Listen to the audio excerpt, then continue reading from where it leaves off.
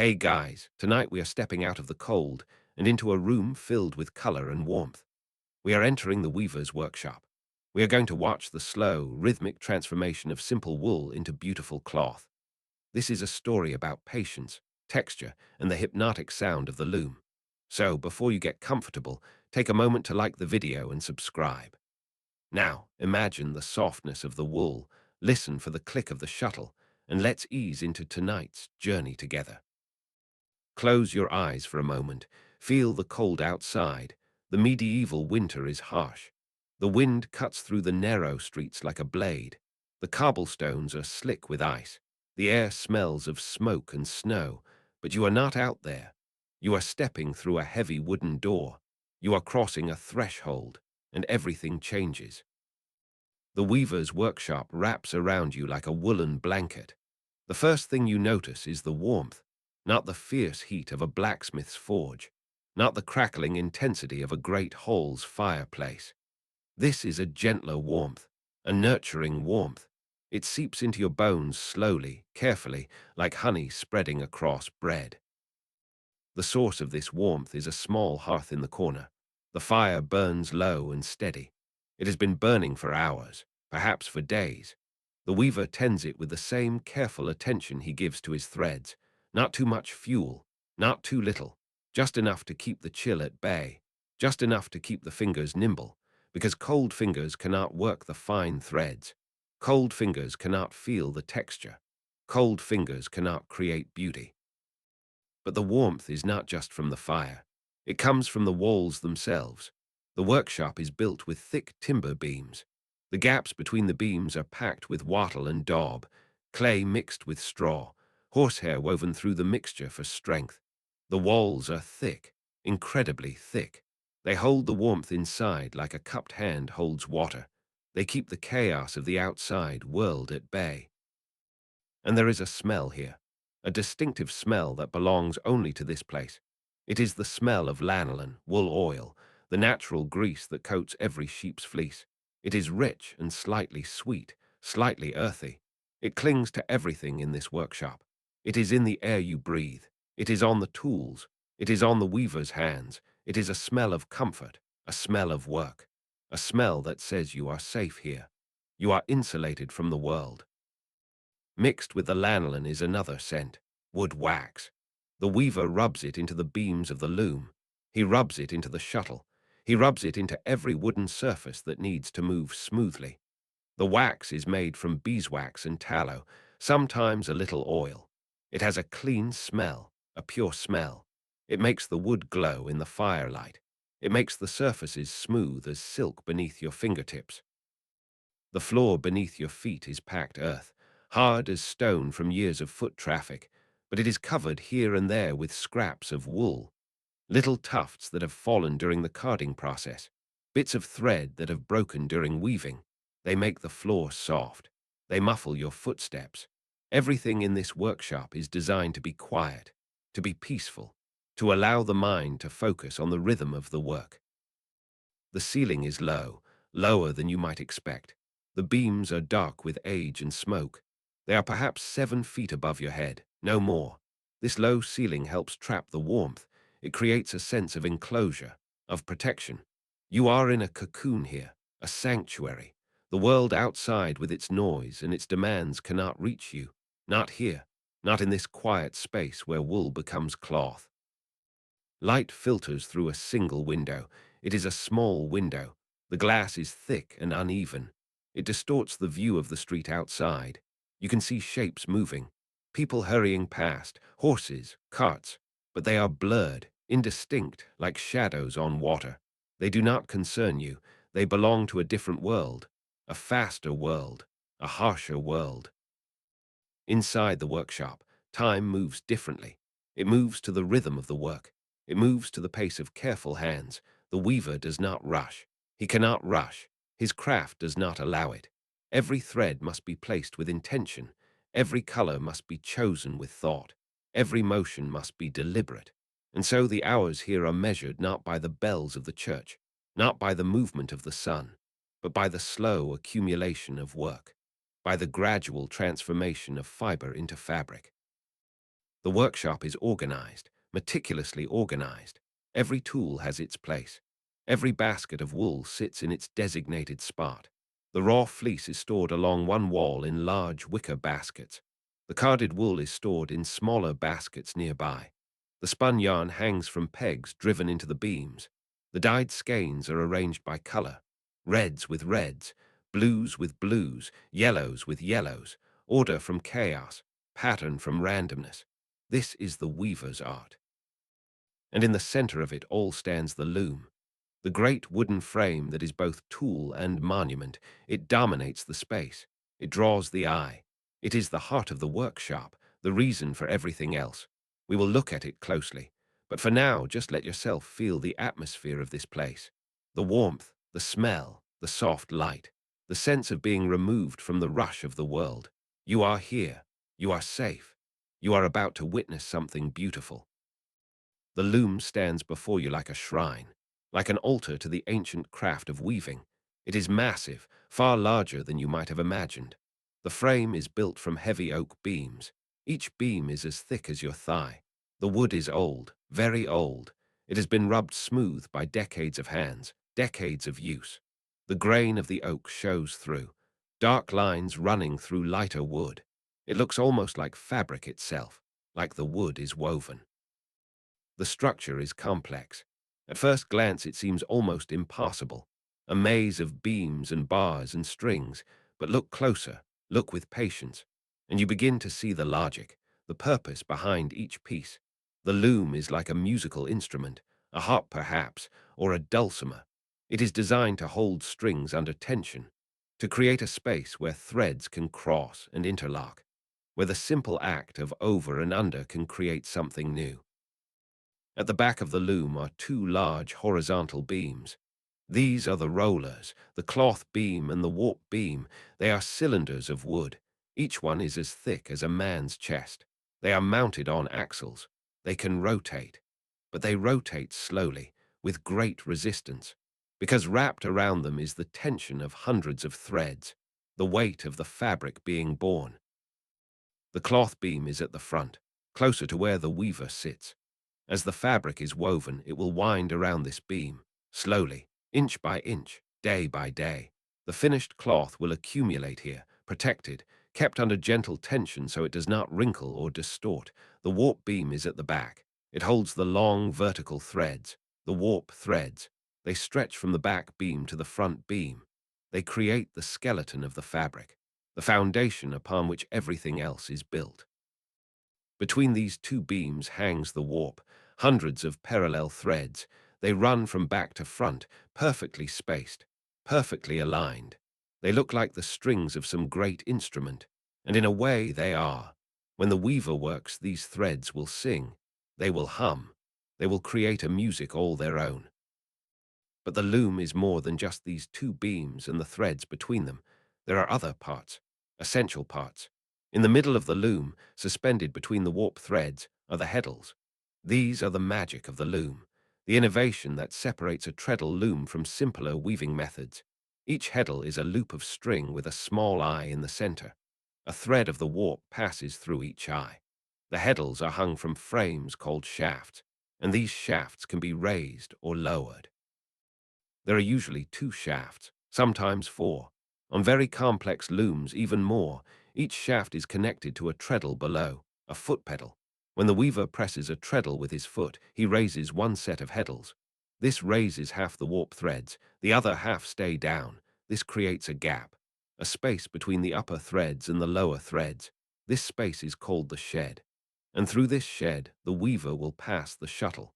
The shuttle carries the weft thread, the horizontal thread that will weave over and under the warp. Press the other treadle and the opposite happens. The threads that were up go down. The threads that were down come up. A new shed is created. The shuttle passes back through, over different threads, under different threads. This alternation creates the weave, the interlocking of warp and weft, the transformation of individual threads into unified cloth. Look at the treadles now. They are two wide wooden pedals beneath the loom. They are worn smooth where the weaver's feet press down, day after day, hour after hour. The treadles are connected to the shafts above by cords. Strong cords made of twisted hemp. They run through holes in the frame. They create a system of levers and pulleys. Simple mechanics, ancient mechanics, but perfectly effective. The weaver sits on a bench before the loom. The bench is low and narrow. It has no back. The weaver must sit upright, alert. His posture matters. He must be able to reach the beater. The beater is a frame that holds a comb-like structure called the reed. The reed has thin metal wires set very close together. The warp threads pass through these wires, and after each pass of the shuttle, the weaver pulls the beater toward himself. The reed strikes the newly laid weft thread. It pushes it firmly into place against the previous row. It packs the threads tightly together. This is what gives the fabric its density, its strength, its beauty. The sound of the beater is rhythmic, hypnotic. It is a soft thump, not loud, not harsh, just a gentle percussion. The heartbeat of the loom. Thump, thump, thump, again and again. Steady as breathing. You could fall asleep to this sound. You could lose yourself in it. And then there is the shuttle. The shuttle is a small boat-shaped tool made of smooth wood. It is perhaps a foot long, tapered at both ends, hollow in the middle. Inside the hollow sits a bobbin, a small spool wound with weft thread. The shuttle carries this thread back and forth through the shed. The weaver holds the shuttle in his hand. He tosses it from one side of the loom to the other. It slides smoothly through the gap between the raised and lowered threads. It leaves a trail of weft behind it. And then it is caught on the other side, tossed back, caught again, over and over, a dance of hands and wood and thread. The loom is waxed, every moving part. The shuttle glides on wax, the heddles slide on waxed cord. The beater swings on waxed pins. This is why the weaver keeps his part of wood wax nearby. He applies it regularly. It keeps everything smooth. It keeps everything quiet. It reduces friction. Friction is the enemy. Friction creates heat. Heat weakens threads. Smooth motion. Cool motion. This is what the loom requires. Stand close to the loom now. Put your hand on one of the vertical warp threads. Feel the tension. It is taut, very taut, but not so tight that it will break. The weaver has calibrated this perfectly. Too loose and the fabric will be uneven. Too tight and the threads will snap under the stress. The tension must be just right, and it must be consistent across all the threads. Every single one must pull with the same force. This is an art. This is mastery. Pluck one of the threads gently. Listen. It makes a soft sound, a musical note, not loud enough to call a tune, but enough to tell you the thread is alive. It is under tension. It is ready to work. This is the instrument prepared. This is the loom waiting for its player. Before the loom, before the thread. Before any of this can happen, there is the wool, the raw material, the beginning of everything. And to understand the weaver's craft, you must first understand wool. You must feel it, know it, respect it. The wool arrives at the workshop in its rawest form. It comes directly from the sheep. It has been sheared, cut from the animal in one large piece called a fleece. The fleece is rolled up, tied with twine. It looks like a large, fluffy package. But when you unroll it, when you spread it out, you see that it is much more than just a mass of fiber. It is a map of the sheep. You can see where the fleece came from the shoulder, where it came from the sides, where it came from the back. Each area has slightly different qualities, different lengths of fiber, different textures, different amounts of grease. Pick up a handful of raw fleece. Feel it in your hands. The first thing you notice is the grease. The lanolin, it coats your fingers immediately. It is slick, slightly sticky, but not unpleasant. This grease protected the sheep. It made the wool water-resistant. It kept the animal warm even in rain. And it serves another purpose now. It keeps the fibers soft. It helps them slide past each other during the carding and spinning process. The weaver will not wash this grease out. Not yet. Not until after the wool has been spun. The lanolin is helpful. The lanolin is a gift. The wool itself is soft, incredibly soft. It compresses easily in your hand. When you squeeze it, it gives. When you release it, it springs back. It is alive with crimp. Each individual fiber is not straight. It waves, it coils, it crimps. This crimp is what makes wool warm. It traps air. Air is an insulator. The more crimp, the more air, the more warmth. This wool came from a sheep that lived through cold winters. The fleece is thick with crimp. The color of raw fleece is usually white or cream, sometimes gray, sometimes brown. It depends on the breed of sheep. This particular fleece is a soft ivory color, natural, undyed, but there are bits of debris in it, small pieces of straw, seeds, bits of plant matter that got caught in the wool while the sheep was grazing. The weaver will remove these during the carding process. For now, they are just part of the fleece, part of its story. Now the work begins. The carding. This is how chaos becomes order. This is how a tangled mass of fiber becomes aligned, ready to spin. The weaver takes two tools from the wall. They are called carding paddles. Each one is a wooden board with a handle on the back. The face of each board is covered with leather. And set into the leather are hundreds of tiny wire hooks. They are bent at angles. They catch the wool. They pull it. They align it. The weaver takes a small tuft of raw wool. He places it on one of the carding paddles. Then he takes the other paddle and draws it across the first. The wire hooks catch the fibers. They pull them. They straighten them. The motion is gentle but firm. The weaver draws one paddle across the other. Again and again. Back and forth. Slowly, patiently. There is no rush. Listen to the sound.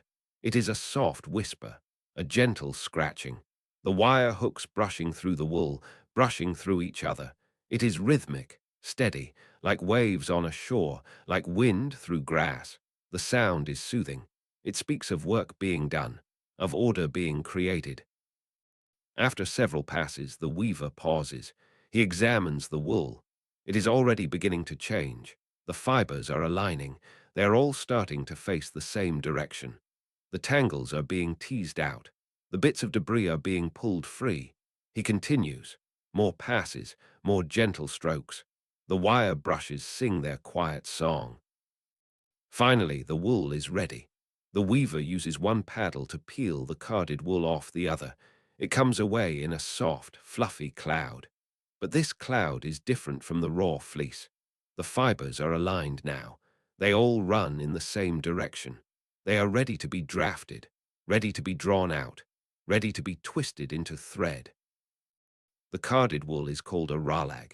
It is a small roll of fiber, light as air, soft as a cloud. The weaver sets it aside and begins carding another tuft, and another, and another. He will need many ralags, hundreds of them. Each one represents just a few yards of finished thread, and each piece of cloth requires thousands of yards of thread. So the carding continues, day after day, week after week. The wire brushes whisper. The wool transforms. Order emerges from chaos. This is the way. This is the path. One tuft at a time. One stroke at a time. Patience becomes virtue. Repetition becomes meditation. Now comes the spinning, the transformation of fiber into thread. This is where the real magic happens. This is where the weaver becomes an alchemist, turning fluff into something strong, something useful, something that will last for generations. The spinning wheel sits near the window. It catches the light. The wheel itself is a large circle of wood, perhaps 3 feet in diameter. It is mounted vertically on a frame. An axle runs through its center. The wood is smooth, polished by years of use. The wheel is beautiful in its simplicity, just a circle, just motion, just potential. Connected to the wheel by a leather belt is a smaller wheel, much smaller. This is the spindle whorl. It spins much faster than the large wheel. The belt creates a ratio. For every 1 revolution of the large wheel, the spindle makes perhaps 4 or 5 revolutions. This is the mathematics of spinning, the multiplication of rotation, the generation of twist. The weaver sits at the wheel. He takes a ralag in his left hand. With his right hand, he turns the wheel, not quickly, not slowly, at a steady, measured pace. The wheel begins to rotate. The belt carries the motion to the spindle. The spindle begins to spin, faster and faster, a blur of wood and metal. Now the weaver takes the end of the fiber from the rhythmic. He attaches it to a leader thread already on the spindle. The connection is made. The fiber is ready to become thread. He turns the wheel again. The spindle spins. And here is where the skill comes in. Here is where years of practice reveal themselves. With his left hand, the weaver holds the rhythmic. With his right hand, he controls the wheel. And with both hands, he drafts the fiber. He pulls it, gently, slowly, drawing the fibers out from the rhythmic. As he pulls, the spinning motion of the spindle puts twist into the fiber. The individual fibers wrap around each other. They grip each other. They become one. They become thread. Watch his fingers. They move with incredible precision. Too much twist and the thread will kink. It will coil on itself like a spring. Too little twist and it will fall apart. The fibers will not hold. The thread will be weak. The weaver must find the balance, the perfect amount of draft, the perfect amount of twist. His fingers know this balance. They have made it thousands of times. They do not think. They simply know. The motion is hypnotic. The wheel turns, clockwise, always clockwise, round and round and round. The leather belt whispers as it moves. The spindle hums, a high, soft note, almost inaudible. But if you listen carefully, if you quiet your mind, you can hear it. The song of the spinning wheel, the voice of transformation. The thread grows longer, inch by inch, foot by foot. As the thread forms, the weaver guides it onto the spindle. It winds around the shaft, creating a cone of thread, a carp as it is called. The thread layers upon itself, neat, organized. The weaver's hand guides it, making sure it winds evenly, making sure there are no tangles, making sure everything is perfect. And then the rhythmic is exhausted. The fiber has all been spun. The weaver stops the wheel. He breaks the thread. He sets aside the full spindle and takes an empty one. He begins again. A new rhythmic, a new length of thread. The work continues. Sometimes the weaver uses a drop spindle instead of a wheel.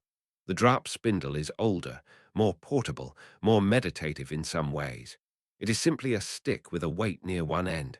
The weight is called a whorl. It can be made of wood, or clay, or stone. The whorl gives the spindle momentum, allows it to spin freely in the air. To use a drop spindle, the weaver stands. He holds the fiber in one hand. With the other hand, he sets the spindle spinning. Clockwise, he releases it. It hangs from the fiber. It spins, turning, twisting the fiber into thread. As it spins, he drafts more fiber from the rhythmic. The twist runs up into the new fiber, converting it, transforming it. When the spindle reaches the ground, he stops. He winds the new thread onto the shaft of the spindle. Then he sets it spinning again. The motion is rhythmic, hypnotic, spin, draft, wind, spin, draft, wind, over and over. The spindle dances in the air. It rotates like a planet, like a prayer wheel, like a meditation made visible. The thread that comes from the spinning wheel or the drop spindle is single ply. It is made of fibers twisted together in one direction, usually clockwise. This is called Z-twist, but single ply thread is not ideal for weaving. It is not quite strong enough. It has a tendency to untwist under stress.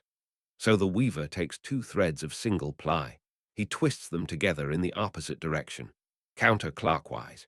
This is called S-twist. This is called plying. When two threads are plied together, they lock. The opposite twists balance each other. The thread becomes strong, very strong. It will not easily untwist. It will hold under the tension of the loom. It will last. This plied thread is what the weaver will use for the weft. For the warp, he may ply 3 or even 4 threads together, because the warp must be even stronger. It must withstand even more tension. The spinning goes on for days, for weeks. Each rhythmic becomes a length of thread. Each length of thread becomes a skein. A skein is wound around a frame, a niddy-noddy. It keeps the thread organized, keeps it from tangling. When a skein is complete, it is tied in 4 places, loose ties, just enough to keep it together.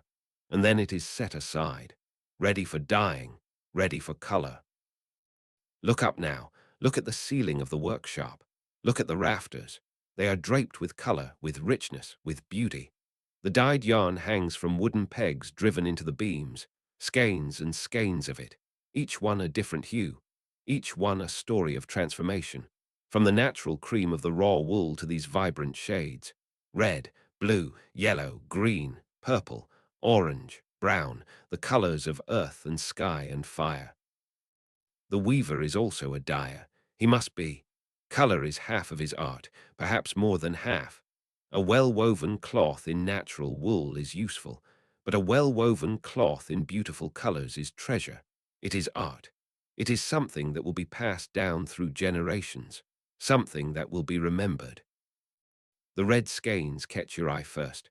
They hang near the window where the light can strike them. The color is deep, rich, the color of blood, the color of wine, the color of roses. This is madder red. It comes from the roots of the madder plant. The weaver grows madder in a small plot behind his workshop, or he buys the dried roots from a merchant. The roots are dug up after 3 years of growth. That is when they have the most color, the most potency. To make the dye, the roots are chopped, ground into small pieces. Then they are simmered in water, not boiled. Boiling damages the color. The water must be hot, but not too hot. The weaver watches carefully. He knows the exact temperature by touch, by experience. The water turns pink, then orange, then red. The color seeps out of the roots and into the water. But the yarn cannot simply be dipped into this water. It must be prepared first. It must be mordanted. A mordant is a substance that helps the dye bond to the fiber. Without a mordant, most dyes will wash away. They will not be permanent. The most common mordant is alum, a white crystalline mineral. The weaver dissolves it in warm water. Then he adds the skeins of yarn. He simmers them gently in the alum bath. The alum soaks into the fibers. It changes their chemistry. It makes them ready to accept color. After the mordanting, the yarn is rinsed. Then it goes into the madder bath. The weaver lowers it carefully, making sure each skein is fully submerged, making sure there are no air pockets. Air creates uneven dyeing. The yarn must be saturated. He lets it simmer. An hour, 2 hours, sometimes longer. The color deepens. The fibers drink in the red. They absorb it. They become it. When the color is right, when it matches the image in the weaver's mind, he removes the yarn. He rinses it in cool water. The excess dye washes away. But the color that has bonded remains. Permanent, light-fast. It will not fade easily. Madder red is one of the most stable natural dyes. It can last for centuries. Now look at the blue. The blue skeins hang in another cluster. This blue is different from any blue you have seen. It is deep. It is intense. It almost glows. This is woad blue. It comes from the woad plant, a plant with small yellow flowers. The color is not in the flowers. It is in the leaves, hidden, waiting to be revealed. Woad dyeing is more complex than madder. It is almost like magic. The leaves are harvested. They are crushed, fermented. The fermentation is crucial. It breaks down the compounds in the leaves. It releases the indigo, the blue. But even after fermentation, you cannot see the blue. The liquid is yellow-green. It looks nothing like the final color. The weaver prepares the woad vat. This requires skill, patience. The fermented woad is added to a large pot of water. Alkaline substances are added, lime, wood ash. These raise the pH. They create the right chemical environment. The vat must be warm, body temperature, not hotter. The weaver tends it carefully. He may let it sit for days, developing, maturing. When the vat is ready, it looks strange. The liquid is yellowish, somewhat murky, and on the surface is a copper-colored sheen, like oil on water, like metal. This is how the weaver knows the vat is alive, ready to work. He lowers a skein of yarn into the vat. The yarn goes in white, cream-colored, the natural color of wool. It soaks in the liquid. The weaver gently squeezes it, making sure the liquid penetrates every fiber. But still, the yarn does not look blue. It looks greenish-yellow, disappointing, wrong. But then he lifts it out. He brings it into the air, and the magic happens. The yarn begins to change color, slowly, before your eyes. The yellow-green begins to shift, to darken, to turn blue. It is the oxygen in the air. It is causing a chemical reaction. The invisible indigo in the fibers is oxidizing, becoming visible, becoming blue. Within moments, the yarn is bright blue. Within minutes, it is deep blue, the color of the sky at twilight, the color of the deep ocean. The weaver may dip the yarn multiple times. Each dip makes the color darker, richer. 3 dips might give a medium blue, 5 dips give a dark blue, 10 dips give a blue so dark it is almost black. Each time the yarn goes in greenish. Each time it comes out blue. The transformation never loses its wonder, never becomes routine. The yellow skeins come from weld, a plant that grows wild in many places. The whole plant can be used for dye. Stems, leaves, flowers, all of it. Weld gives a bright, clear yellow, the color of sunshine, the color of spring flowers. It is cheerful. It is warm. It is the perfect complement to the cool blues and warm reds. Weld dyeing is simpler than wode. The plant material is simmered in water. The color flows out easily. The mordanted yarn goes in. It comes out yellow, bright and even. Weld is a generous dye. It gives its color freely. But the weaver does not stop with just these 3 colors. He can mix them, layer them. A blue-dyed yarn dipped in weld becomes green. A yellow yarn dipped in madder becomes orange. A blue yarn dipped in madder becomes purple. The combinations are endless. The palette is full. And so the rafters are filled with color. In the firelight, the yarn seems to glow. The red skeins look like flames. The blue skeins look like pieces of sky. The yellow skeins look like captured sunlight. They hang in soft loops. They sway gently when anyone walks past. They create a canopy of color above the workspace. It is like standing inside a rainbow, like being surrounded by beauty on all sides. On cloudy days, this color brings light to the workshop. On dark winter evenings, it brings hope. The weaver looks up at his stock of dyed yarn and sees possibility, sees the fabrics he will create, the patterns he will weave, the beauty he will bring into the world. Each skein represents hours of work, the growing or gathering of the dye plants, the preparation, the mordanting, the dyeing itself, the careful rinsing, the drying. But the weaver does not begrudge this time. This is part of his craft. This is part of his art. Without color, cloth is merely functional. With color, it becomes something more, something that lifts the spirit, something that brings joy. Now the time has come. The preparation is nearly complete. The loom stands ready. The yarn is spun. The colors are chosen. But before the weaving can begin, there is one more task, perhaps the most demanding task of all, the warping, the threading of the loom. The weaver has planned his cloth carefully. He knows what he wants to create, a length of fabric 2 yards long and 1 yard wide. The pattern will be simple stripes, red and blue. The warp will be mostly blue with narrow red stripes.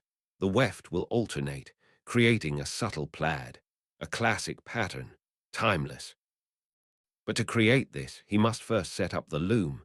And setting up the loom means threading the warp.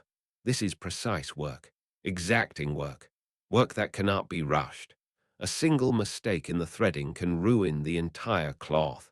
So the weaver approaches this task with reverence, with focus, with absolute attention. He begins with the warping board. This is a frame mounted on the wall. It has pegs set at regular intervals.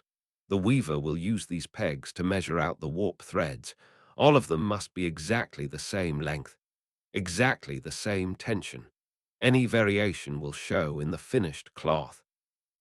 He takes a cone of blue yarn, the yarn he has chosen for the majority of the warp. He ties the end to the first peg on the warping board. Then he begins to walk the thread around the pegs, up to the top peg, down to the bottom peg, following a specific path, a path that creates a figure 8 pattern.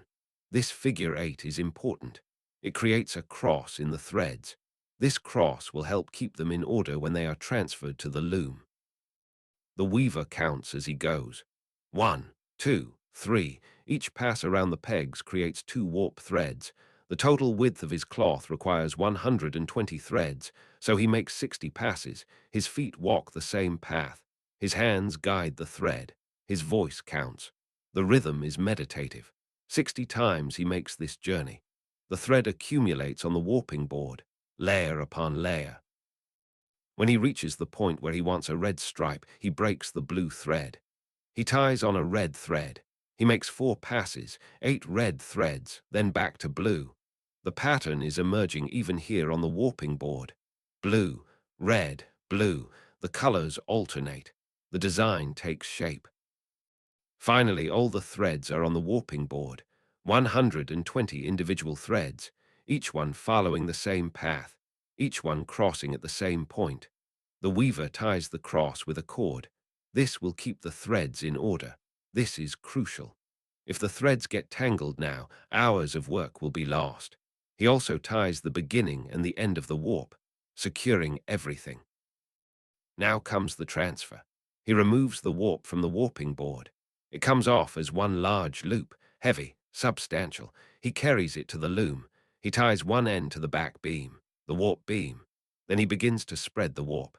He takes a tool called a raddle. It is like a comb with teeth spaced 1 inch apart. He threads the warp through the raddle. Each section of warp goes through one tooth. This spreads the threads evenly across the width of the loom.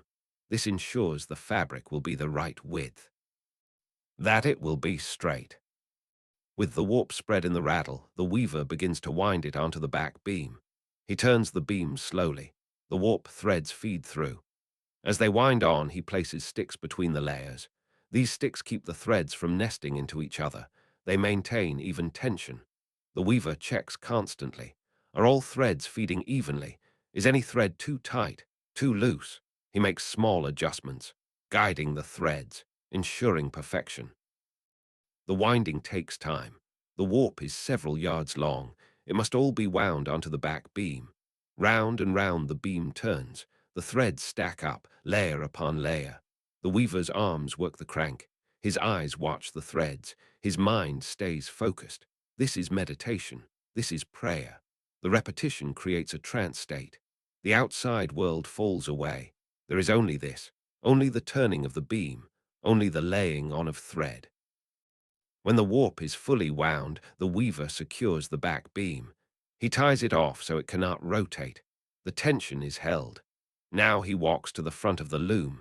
He pulls the loose ends of the warp threads through. He begins the next phase, the threading of the heddles.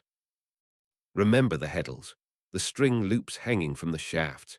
Each heddle has a small eye in the center, and through each eye, one warp thread must pass. The weaver has 120 warp threads. He must thread 120 heddles, one at a time, in perfect order. He sits before the loom. He takes the first thread. He brings it forward. He finds the first heddle on the first shaft. He threads it through the eye, pull it through, move to the next thread, thread it through the first heddle on the second shaft. Then the third thread goes through a heddle on the first shaft again, the fourth through the second shaft, over and over, alternating, first shaft, second shaft, first shaft, second shaft. This alternating pattern is what will create the shed, what will allow the weave to happen. The work is slow. Each heddle must be threaded individually. The eyes are small. The weaver's fingers must be precise. If he threads a heddle incorrectly, if he skips one, the pattern will be wrong, so he counts. He keeps track, first shaft, second shaft, first shaft, second shaft, 120 times. The light from the window begins to fade. The weaver lights a candle. He brings it close. He continues working. His eyes are tired. His fingers are tired, but he cannot stop. If he stops now, he may lose track, may forget where he was, so he continues. Thread after thread, heddle after heddle. The work is hypnotic. The repetition creates its own rhythm. He falls into it. He becomes the rhythm. Finally, the last thread is through the last heddle. The weaver sits back.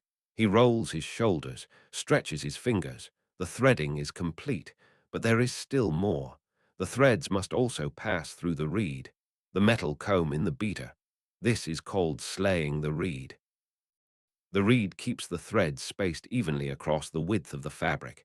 It also beats the weft into place. The weaver takes the first thread. He uses a tool called a slay hook, a thin hook that can slip between the wires of the reed. He catches the thread with the hook, pulls it through. One thread per slot in the reed, or sometimes two threads per slot. It depends on the desired density of the fabric. The slaying goes faster than the heddle threading. The slots in the reed are easier to see, easier to access.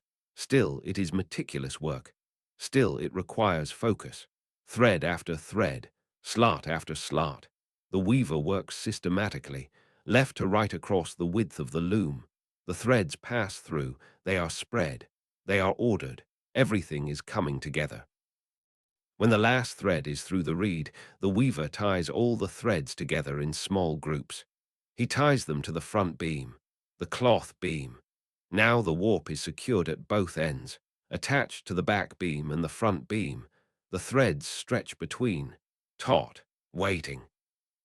But they are not tight enough yet, not quite. The tension must be perfect.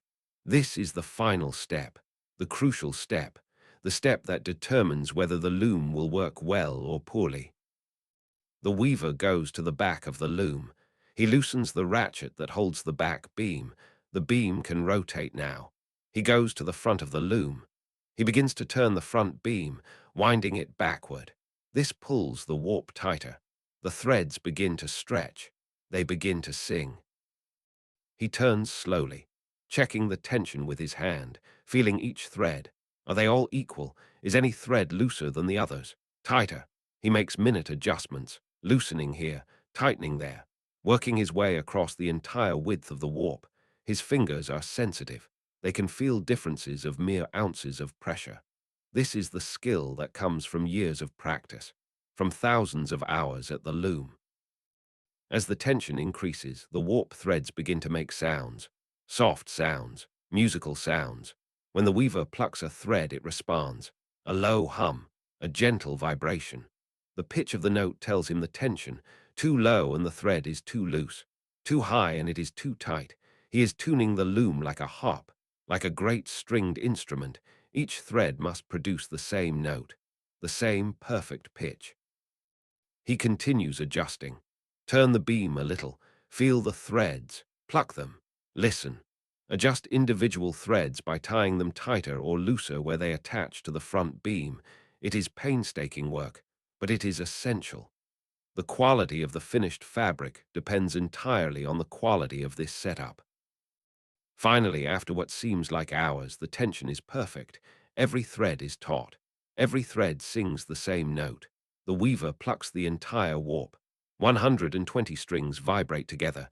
They create a chord, a complex, beautiful chord.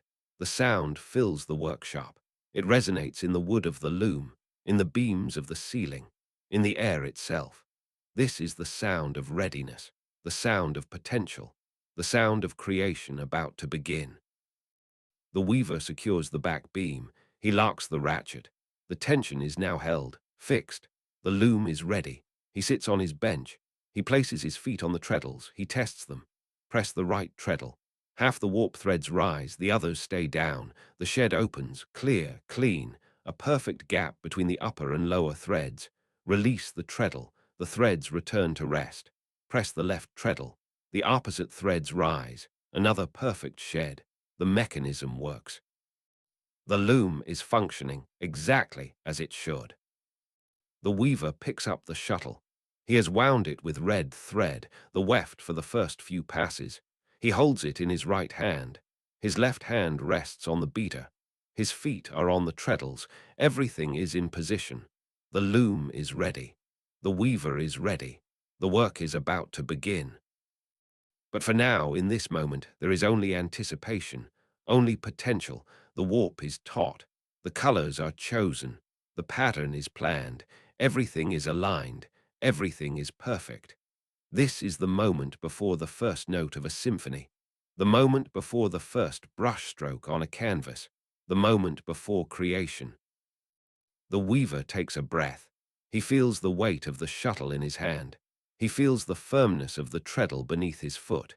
He looks at the warps stretched before him, 120 threads, each one perfectly tensioned, each one ready to accept the weft, ready to interlock, ready to become fabric. Outside, the world continues. People hurry through the streets. Merchants call their wares. Horses whinny. Carts rattle over cobblestones.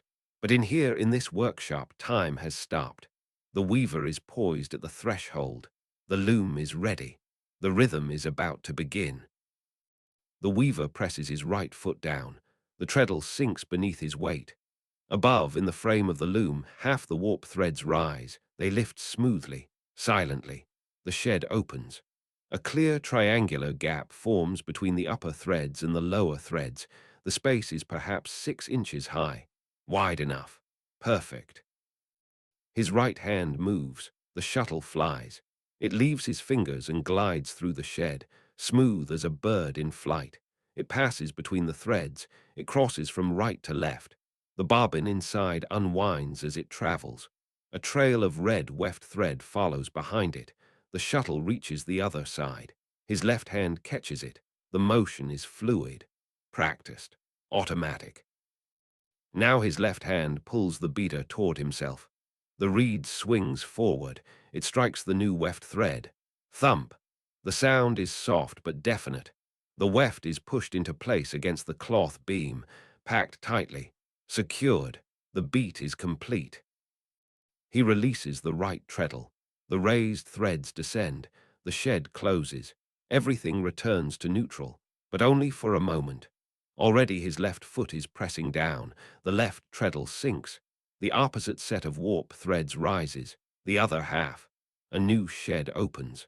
The same triangular space. The same perfect gap. His left hand throws the shuttle back. Right to left becomes left to right. The shuttle flies through the new shed. It glides between different threads now, over the ones that were under the ones that were over. The weft thread follows, creating the interlace, creating the weave. His right hand catches the shuttle.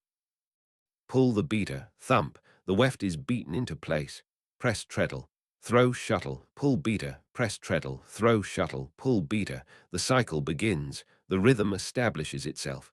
It is like breathing, like the beating of a heart. Right foot, shuttle right to left, beat, left foot, shuttle left to right, beat, over and over. Thump, swish, thump, thump, swish, thump. The sounds create a pattern, a pulse. The beater makes the thump. The shuttle makes the swish as it glides through the shed. Together they create music. Simple music, primitive music, but music nonetheless. The heartbeat of the loom, the rhythm of creation. The weaver's body finds the tempo. His feet know when to press.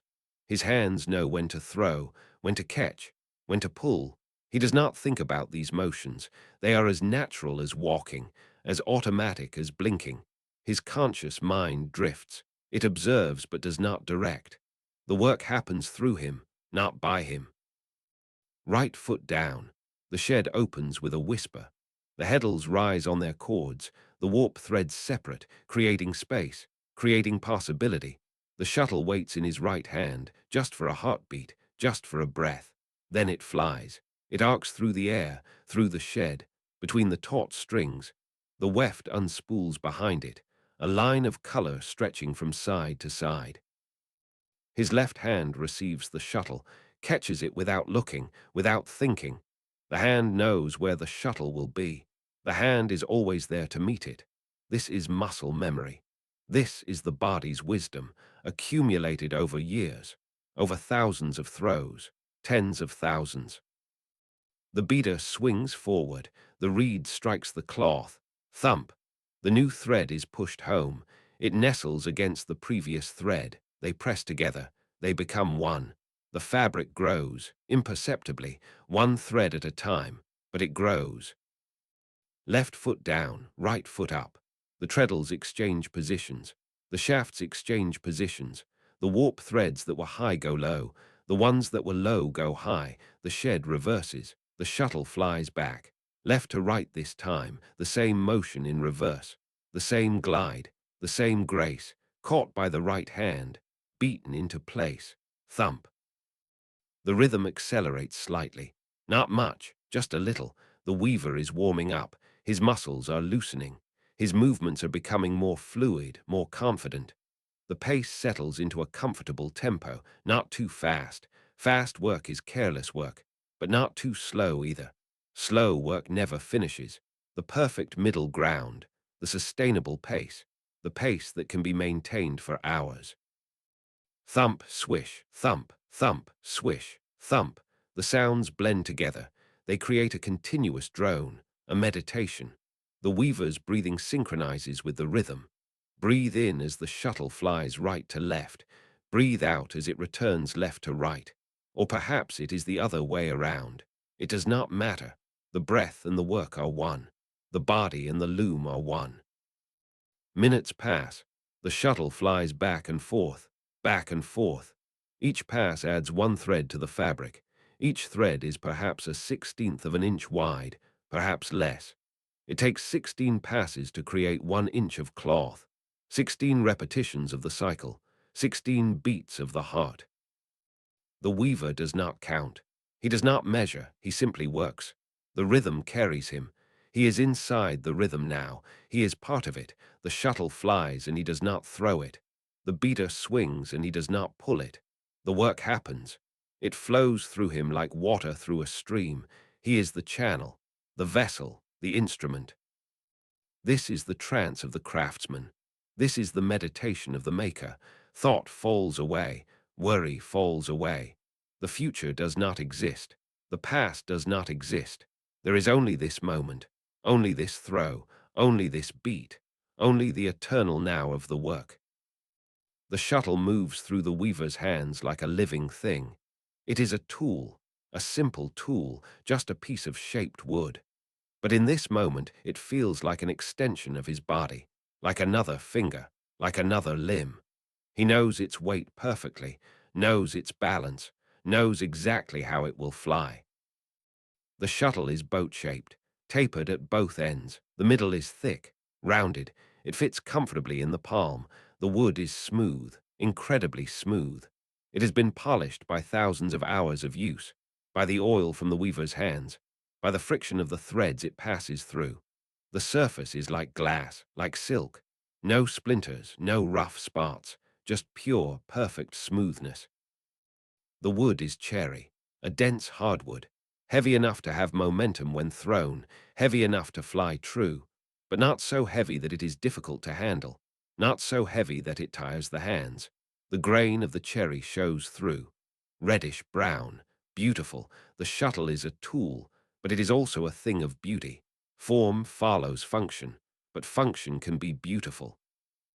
At each end of the shuttle is a small metal tip, rounded, polished. These tips help the shuttle glide over the threads. They reduce friction. They allow the smooth passage. Without these tips, the wood would catch on the warp, would drag, would slow. But with them, the shuttle slides. It flows. It dances. Inside the hollow body of the shuttle sits the bobbin. The bobbin is a small wooden spool, wound with weft thread. As the shuttle flies through the shed, the bobbin rotates. The thread unwinds. It trails behind the shuttle like a comet's tail, like a thread of light. The bobbin is cunningly designed. It sits on a small axle inside the shuttle. It can spin freely, but it also has just enough friction to prevent it from overspinning, from tangling. Everything is balanced. Everything is perfect. Watch the shuttle fly. Right hand throws. It leaves the fingers with a gentle push, not a hard throw, not a violent throw, just a release, just ascending. The shuttle glides through the air. It enters the shed, the opening between the threads, and it seems to accelerate. It seems to be drawn through, as if the shed itself is pulling it, calling it. The shuttle passes between the warp threads, dozens of them, hundreds of them, so close together. But it never touches them, never catches on them. It flies through the gaps, through the spaces, like a bird flying through a forest, missing every branch, avoiding every obstacle, pure instinct, pure grace. The shuttle emerges on the other side. It exits the shed, and the left hand is there, waiting, ready. The hand closes around the shuttle, catches it, stops its motion, but gently, not abruptly. The catch is soft, controlled. The shuttle comes to rest in the palm as if it has always belonged there, as if it has come home. And immediately it is thrown back. Left hand releases. The shuttle flies again, back through the shed, back to the right. The motion is a mirror image, the same flight, the same grace, the same inevitable arrival. Right hand catches, left hand throws, right hand catches, left hand throws. The shuttle becomes a pendulum, swinging back and forth, marking time, marking rhythm, marking the pulse of the work. Sometimes the shuttle seems to float, to hang in the air for just a fraction of a second, suspended, weightless, and then gravity reasserts itself. The shuttle descends. It passes through the shed. It completes its journey. But in that moment of suspension, there is magic. There is beauty. There is the illusion of flight without effort, of motion without friction, of work without struggle. The weaver's hands are relaxed. They do not grip the shuttle tightly. They hold it lightly, gently, just enough pressure to control it, to guide it. Too tight and the hand tires, the muscles cramp, too loose and the shuttle drops, falls. The perfect grip is barely a grip at all. It is a relationship, a conversation between hand and tool, between maker and instrument. The shuttle is warm, warmed by the weaver's hands, warmed by the friction of its passage. It is alive with this warmth. It carries it back and forth across the loom, back and forth through the work, spreading the warmth, sharing it. The shuttle is not just carrying thread. It is carrying intention, purpose, love. This shuttle has woven miles of fabric, literally miles. If you could unroll every piece of cloth this shuttle has helped create and lay it end to end, it would stretch farther than the eye can see, farther than the mind can easily grasp. And each inch of that fabric carries a piece of this shuttle, a memory of its passage, a ghost of its flight. The shuttle flies, swish. The sound it makes as it passes through the warp, the softest whisper, the gentlest sigh, it is the sound of air parting, of threads bending slightly as the shuttle passes near them, of wood moving through space at speed. Swish, swish, swish, over and over. A lullaby, a song without words. Look at the cloth beam now. At the beginning of the work, it was empty, bare wood, waiting. But now, after many passes of the shuttle, after many beats of the beater, something is appearing. Something is forming. Cloth, actual cloth, woven fabric, created from nothing but thread and intention and time. The first inch is always the most exciting. The first inch is when chaos becomes order, when individual threads become unified fabric, when the plan becomes reality. The weaver glances down at the cloth beam. He sees the red weft crossing the blue warp. He sees the threads interlacing, over and under and over. The fundamental weave, the plain weave, simple, ancient, perfect. But it is not just threads he sees. It is cloth, actual cloth. Something that did not exist an hour ago, something that has been created, brought into being, by his hands, by his skill, by his patience. This never gets old, this satisfaction, this small miracle. Thread becomes fabric, fluff becomes strength, chaos becomes beauty. He continues working. The rhythm does not stop, cannot stop. Press treadle, throw shuttle, pull beater, press treadle, throw shuttle, pull beater. The inches accumulate, slowly, steadily, inexorably, one thread at a time, one pass at a time, one beat at a time. The work grows. 2 inches, 3 inches, 4 inches. The cloth wraps around the cloth beam. It begins to hide the bare wood. The weaver can feel the difference when he pulls the beater. There is more resistance now, more weight. The cloth has substance, has mass. It is becoming real, becoming tangible. 5 inches, 6 inches. The fabric is long enough now to see the pattern clearly. The blue warp shows through. The red weft crosses it, creating a subtle texture, a visible structure. The cloth has character, has personality. It is not just fabric. It is this fabric, unique, specific, made by these hands on this day.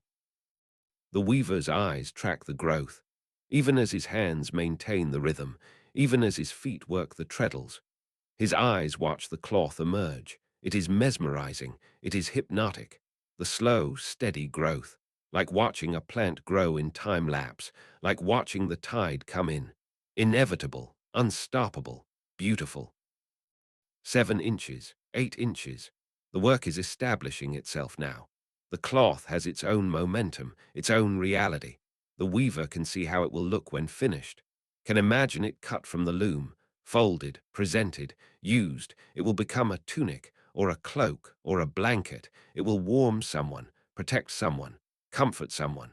This cloth will live long after he is gone, will serve, will endure. 9 inches, 10 inches. The rhythm continues. The shuttle flies, the beater beats, the cloth grows. Time passes, not quickly, not slowly, just passes. The way time passes when you are absorbed in work, when you are lost in the doing. Hours can pass like minutes. Minutes can stretch like hours. Time becomes elastic, flexible, meaningless except as a marker of progress. The weaver does not feel tired. The work is physical. His legs press the treadles hundreds of times, thousands of times. His arms throw the shuttle, pull the beater, again and again and again. But he does not feel tired. The rhythm carries him. The repetition energizes him. This is work that feeds the soul even as it taxes the body. 12 inches, 15 inches, 18 inches. The cloth continues to grow. The weaver begins to wind it forward.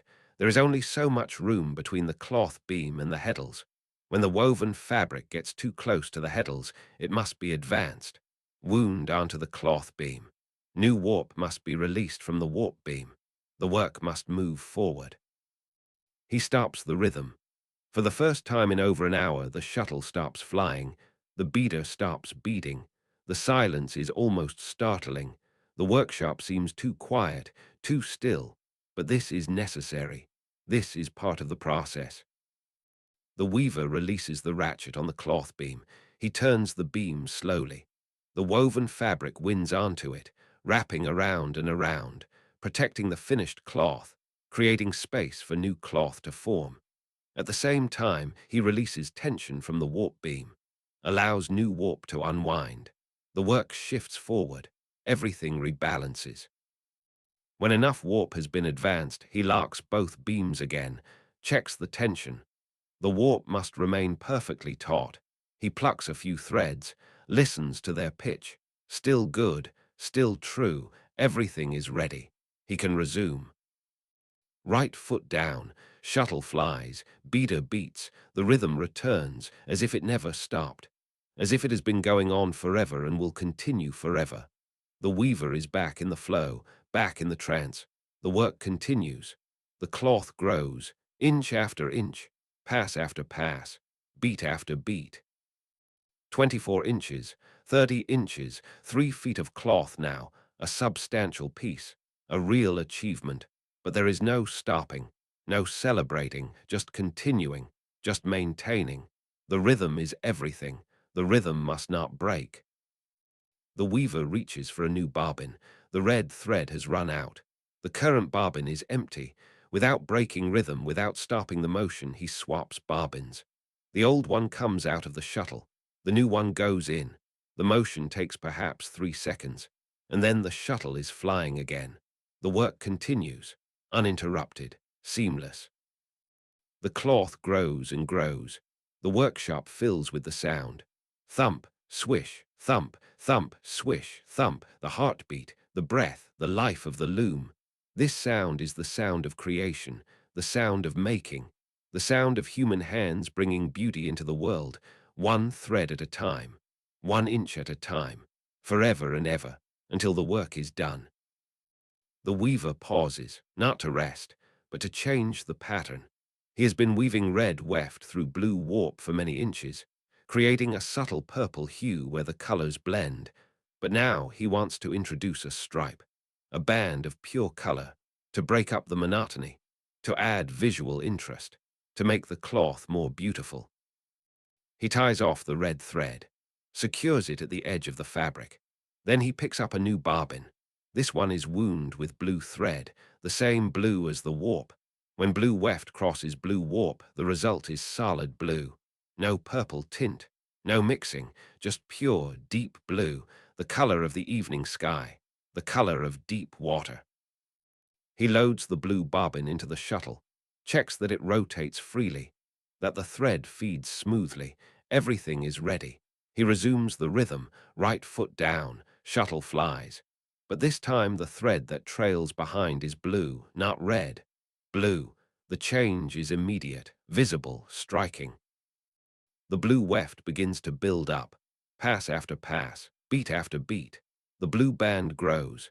It is perhaps 2 inches wide, maybe 3, just enough to create a strong horizontal stripe, a visual break in the pattern.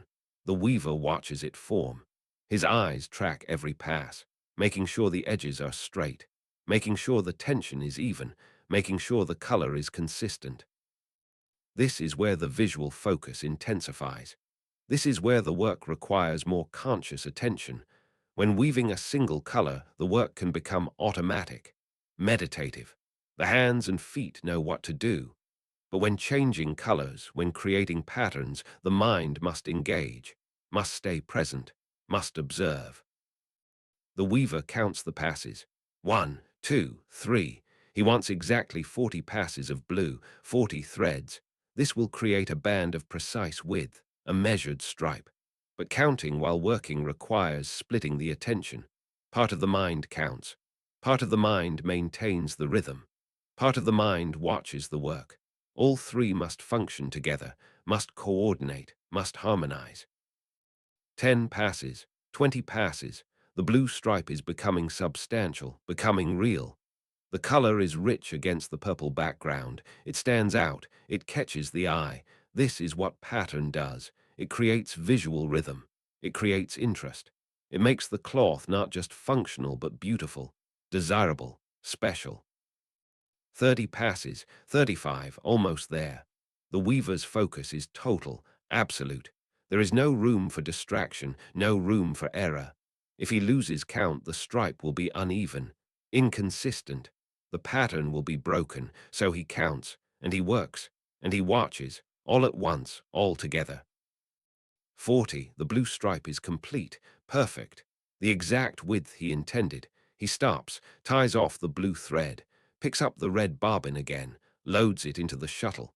The pattern will now return to red weft on blue warp, the purple blend, but there will be another blue stripe later, and another after that, creating a repeating pattern, rhythm in color, music for the eyes. He resumes, red thread now. The purple tone returns. The work continues. But something has changed. The act of creating that blue stripe has deepened the trance state. The intense focus required has pushed everything else away. The outside world has receded even further. The workshop has become even more of a sanctuary, a place apart, a place where only the work exists. This is the magic of pattern making. It demands presence, total presence. You cannot make a pattern while thinking about something else. You cannot create beauty while distracted. The work requires you, all of you.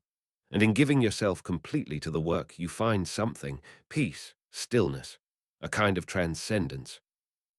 The weaver's breathing is slow, deep, regular. His heartbeat is steady, calm. His muscles are relaxed despite the constant motion. This is the paradox of craft work. It is active rest. It is engaged meditation. The body works, but the mind is still. The hands create, but the heart is quiet. More passes, more beats. The shuttle flies and flies. The cloth grows and grows. Another inch, another 2 inches, another foot. The red and blue threads cross and recross, creating texture, creating depth, creating something greater than the sum of their parts. This is weaving. This is the ancient art, taking separate things and making them one, taking chaos and making it order, taking thread and making it cloth. Evening approaches. The light from the window begins to fade. The sun is setting somewhere beyond the workshop walls, But inside, the work continues. The rhythm does not stop for darkness. The weaver reaches for a candle. He lights it from the embers of the hearth, places it on a stand near the loom.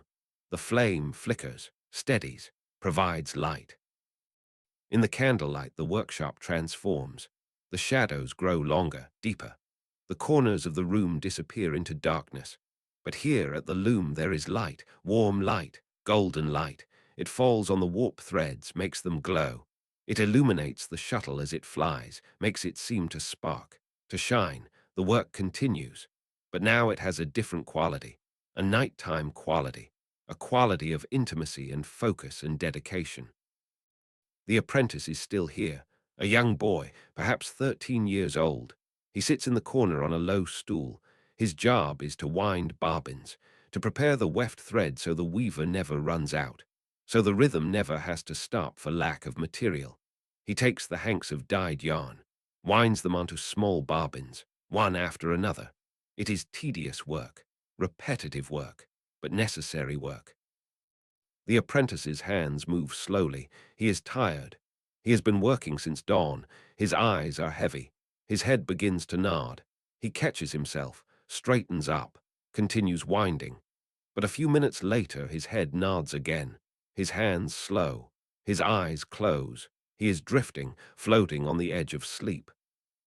The weaver glances at the boy, sees him struggling to stay awake. He smiles. He remembers being an apprentice himself, remembers the long days, the fatigue, the fight to keep working when the body wanted to rest. He does not wake the boy, does not scold him, let him doze. There are enough bobbins wound for now. The work can wait, rest cannot. The boy's head settles onto his chest. His breathing deepens. He sleeps, sitting on his stool, hands still holding the half-wound bobbin. The weaver returns his attention to the loom, to the rhythm, to the work. But he is not alone now. The apprentice's gentle snoring provides a counterpoint to the thump and swish of the loom. Two rhythms, two breaths, master and student, working and resting, both necessary, both good.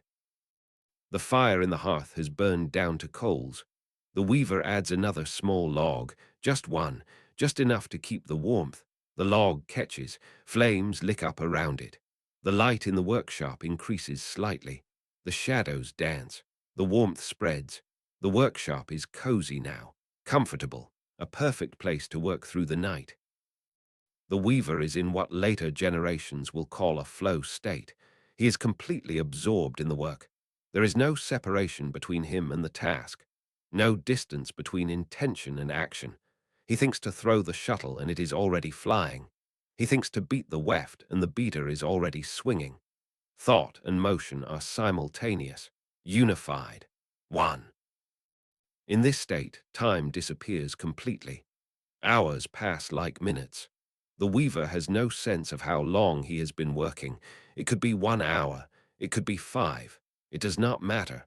There is only the work, only the rhythm, only the eternal present of creation. His body knows what it needs, when to shift position, when to stretch, when to take a sip of water from the cup on the nearby shelf. These things happen automatically, without conscious decision. The body takes care of itself while the mind stays focused on the work, on the pattern, on the emerging cloth. The cloth beam is filling now. Many feet of fabric have been woven. The work is substantial, real. The weaver can feel the weight of it when he pulls the beater, can feel the resistance. This is satisfying. This is proof. Proof of time well spent. Proof of skill applied. Proof of beauty created. He glances at the apprentice, still sleeping, still snoring softly, still at peace. The weaver is glad. The boy works hard. He deserves rest. And there is something comforting about having another person in the workshop, even a sleeping person, even someone who cannot help. The presence matters. The company matters. We are social creatures. We do better together than alone. The candle burns lower. The weaver will need to replace it soon. But for now, it provides enough light, enough warmth, enough guidance for the work. The shuttle continues to fly. The beater continues to beat. The cloth continues to grow. Thump, swish, thump, Thump, swish, thump, the heartbeat of the night, the pulse of the workshop, the rhythm that never ends. The weaver's mind is quiet, peaceful. There is no worry here, no anxiety, no fear, just work, just creation, just the simple, profound satisfaction of making something beautiful, something useful, something that will endure. This is what it means to be a craftsman, to be a maker, to be someone who brings new things into the world with their own two hands. The night deepens, the world outside sleeps. But in this small workshop, in this island of light and warmth, the work continues, will continue, until the warp is exhausted, until the cloth is complete, until the job is done. This is dedication, this is devotion, this is love made visible. The weaver stops. He has been working for hours without interruption, but now he needs to check the cloth, to examine it, to make sure everything is as it should be. This is part of the craft, part of the discipline. Never assume, always verify. Quality is not an accident. It is a choice made again and again. He releases the ratchet on the cloth beam, unwinds a few feet of fabric, brings it closer to the candlelight, closer to his eyes. He wants to see it clearly, wants to examine every detail, every thread, every pass of the weft. This is quality control. This is the weaver's pride. Nothing leaves his workshop that is not perfect, or as close to perfect as human hands can make it. He runs his hand over the cloth. The first thing he feels is the texture.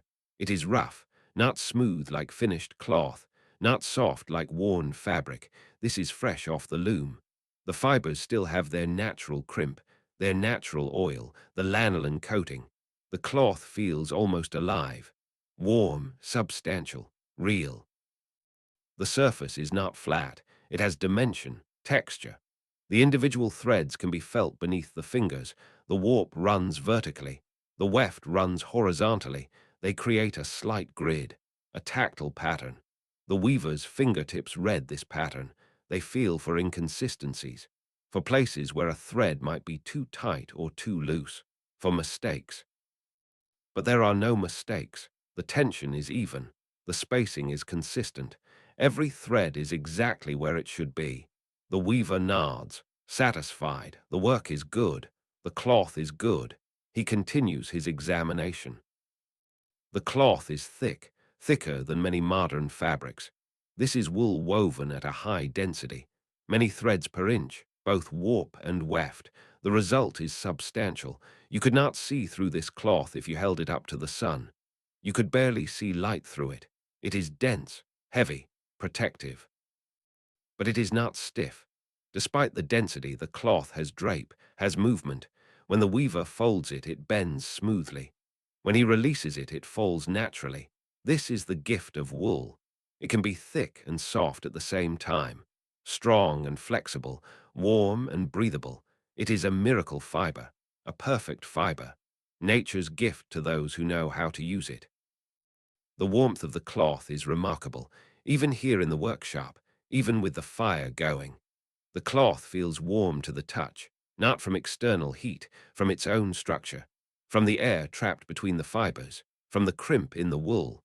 This cloth will keep someone warm through the coldest winter, will protect them from wind and rain and snow, will be a shield, a comfort, a treasure.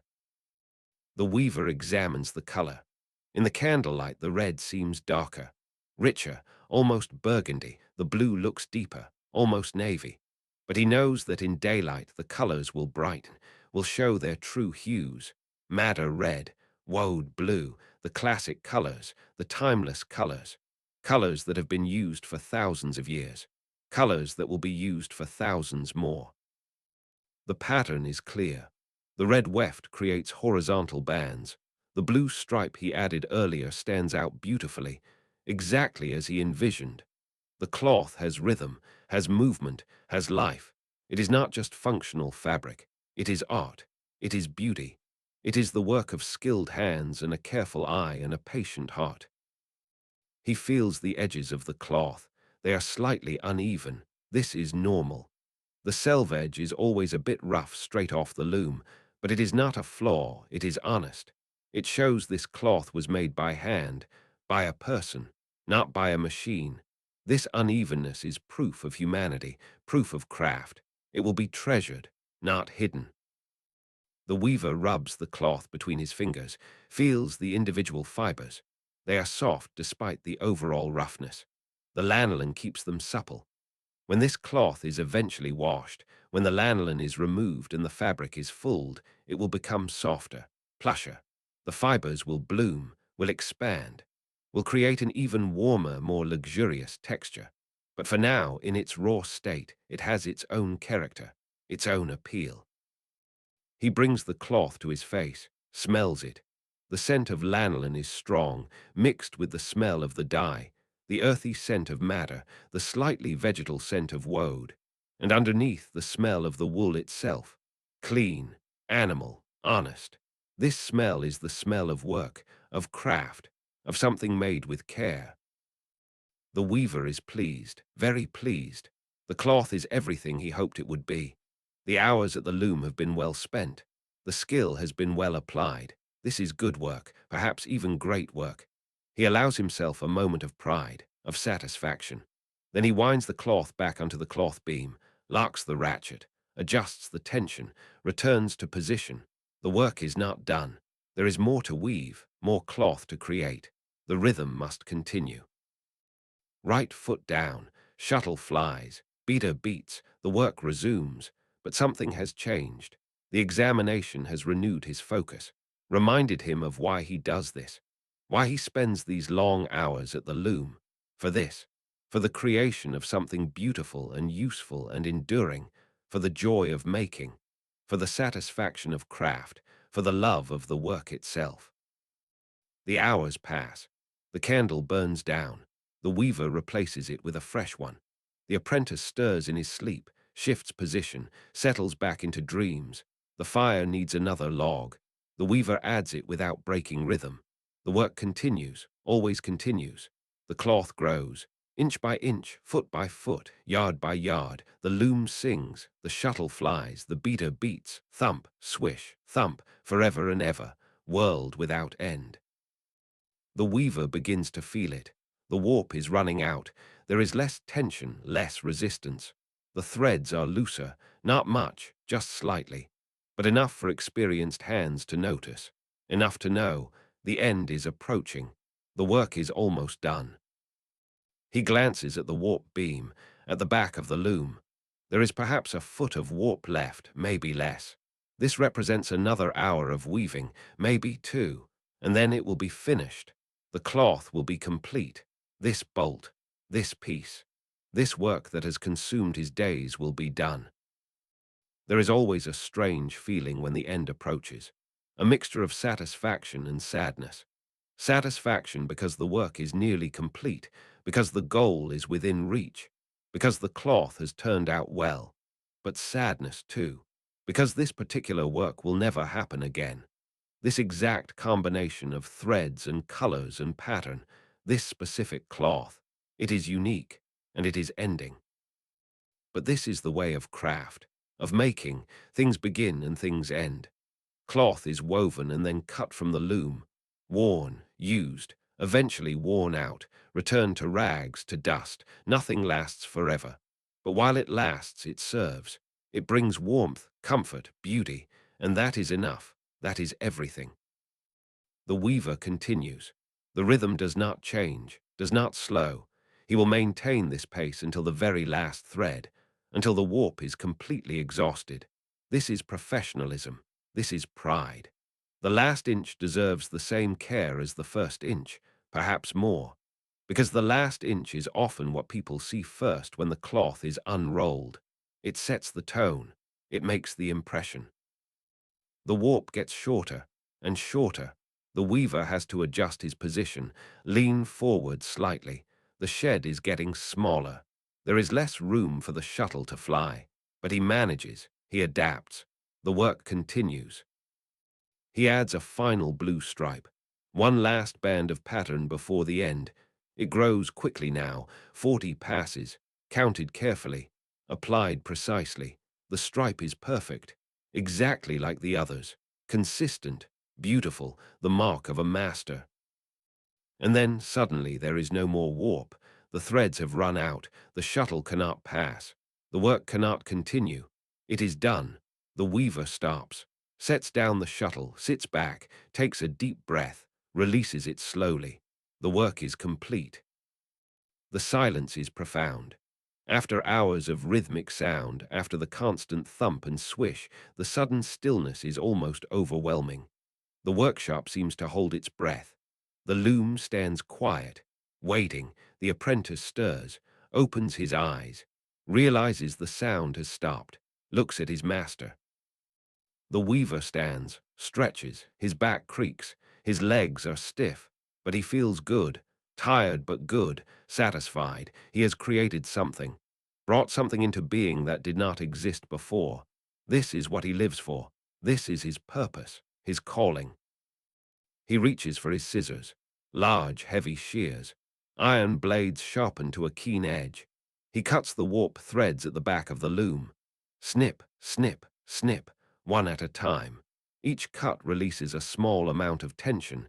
Each cut is a small liberation. The threads fall loose. Free, their work is done too. Now he cuts the warp at the front. At the cloth beam, more snips, more falling threads. The cloth comes completely free. It is no longer part of the loom. It is separate, independent, its own entity. The weaver lifts it, feels the weight. Many pounds of fabric, many hours of work, many days of preparation, all condensed into this beautiful, heavy, warm bolt of cloth. He carries the cloth to his work table, lays it out. The length is impressive, perhaps 8 yards, maybe 9, enough for several garments, enough for a family, enough to make a difference in someone's life. He runs his hand along the length of it, feeling the texture, seeing the pattern, admiring the work. The weaver begins to fold the cloth. This is done carefully, respectfully. The cloth is folded lengthwise first, then crosswise, creating a neat rectangular package. Each fold is precise. Each layer is aligned. The cloth must be stored properly, protected, kept clean and safe until it is ready to be sold or used. As he folds, he notices his hands are shaking slightly, not from weakness, from emotion. This always happens. The end of a project brings release, brings feeling. During the work, he is focused, disciplined, but afterward the emotions surface. Pride, relief, joy, gratitude, all of it washes over him. He breathes through it, accepts it. This is part of being human, part of being a maker. The cloth is folded now, a neat bundle, heavy, warm, complete. The weaver wraps it in clean linen, ties it with cord, labels it with a small tag, recording the date, the pattern, the dyes used. This is important information, for him, for the buyer, for history. This cloth may last 100 years, 200. The tag tells its story, preserves its memory. He sets the wrapped cloth on a shelf with the others, bolts of fabric waiting for their purpose, waiting to become clothes, blankets, hangings, to fulfill their destiny, to serve. The weaver looks at his stock. Weeks of work represented here, months perhaps, all waiting, all ready. He is satisfied. His work has meaning, has value, has impact. Now he turns back to the loom.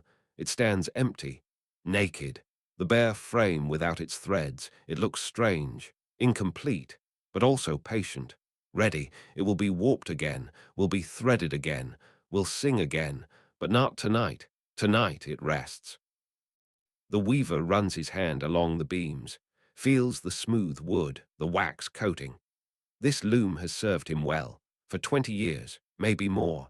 It has never failed him, never broken. It is solid, reliable, trustworthy, like an old friend, like family.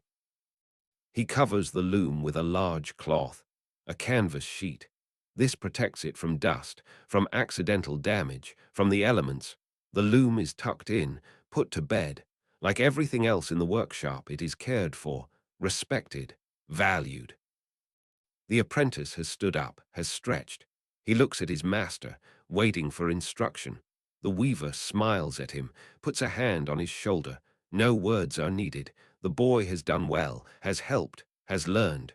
Tomorrow they will warp the loom again, will begin a new project, a new cloth, but tonight they rest. The weaver banks the fire, covers the coals with ash. They will smoulder through the night, keeping a small amount of warmth in the workshop, ready to be stirred back to life in the morning. Everything is prepared for tomorrow. Everything is in order. He takes a spare blanket from a shelf, woolen, of course, one of his own weaving from years ago. Worn, soft now, comfortable, he wraps it around his shoulders. The warmth envelops him immediately. This is good wool, good work. It has served him well, will continue to serve. The apprentice has his own blanket. He curls up in his usual corner on a pile of fleeces. Soft, warm, safe. Within moments he is asleep again, the deep sleep of youth, the restorative sleep of the hardworking. The weaver blows out the candle. Darkness fills the workshop. But it is not a frightening darkness. It is a gentle darkness, a restful darkness, the kind of darkness that invites sleep, that promises rest, that offers peace. He settles onto his own sleeping bench. The workshop is his home, the loom is his companion, the wool is his life. This is where he belongs, where he is most himself, most at peace, most content. The smell of lanolin surrounds him, the smell of wood and wax and dye, the familiar smells, the comforting smells, the smells of his craft, his calling, his love. He breathes deeply, taking it all in, grateful, content, complete. His body is tired, but it is a good tired, the tired that comes from honest work, from effort well spent, from a day fully lived. His muscles will recover as he sleeps, will be ready tomorrow to begin again. The cycle continues, work and rest, creation and sleep. This is the rhythm of life. The weaver closes his eyes. His breathing slows, deepens. He begins to drift, to float. The images of the day play behind his eyelids. The flying shuttle, the beading reed, the growing cloth, the beautiful colors.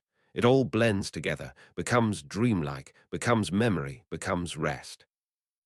And as the shuttle comes to rest and the loom stands silent in the dark, the workshop feels warm and complete. The cloth is made, the work is done, and you are safe. Sleep well.